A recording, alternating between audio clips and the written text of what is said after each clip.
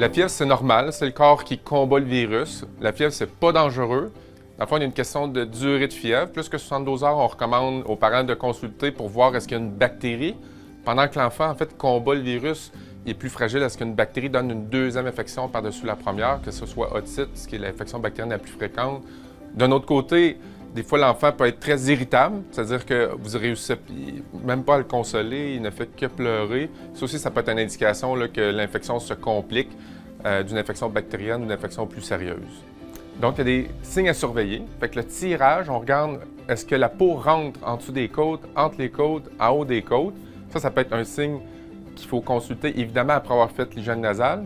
La vitesse à laquelle mon enfant respire, est-ce qu'il respire vite?